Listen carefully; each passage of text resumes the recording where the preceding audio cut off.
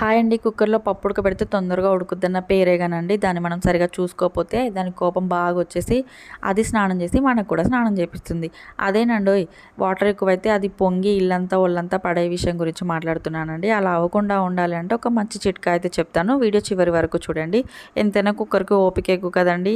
ఎందుకంటే కింద బాగా మంట పెట్టినా కానీ పైకి మాత్రం చాలా హ్యాపీగా నవ్వుతూ విజిలేస్తూ ఉంటుంది. ఒక్కోసారి ఇంత ఓపిక మనకు కూడా ఉండదేమో అనిపిస్తదండి. ఇక విషయం ఏంటంటే మనకు వాటర్ ఎక్కువ అవుతాయి అనిపించినప్పుడు కుక్కర్లో ఒక చిన్న ఖాళీ గిన్నె అయితే పెట్టేసుకుంటే ఆ ఎక్స్ట్రా వాటర్ అనేది ఆ గిన్నెలో పడిపోతాయండి. బయటికి అసలు పొంగదు, కొంచెం కూడా పొంగదు. పప్పు కూడా బాగా ఉడికిపోతుంది, అడుగు కూడా అంటదండి. ఇంకా దించేసుకొని మెత్తగా మెదిపేసుకొని ఆ వాటర్ కూడా అందులో కలుపుకుంటే మనకు వాటర్ వేస్ట్ అవ్వవు, అలాగే పప్పు కూడా చాలా టేస్ట్ వస్తుందండి.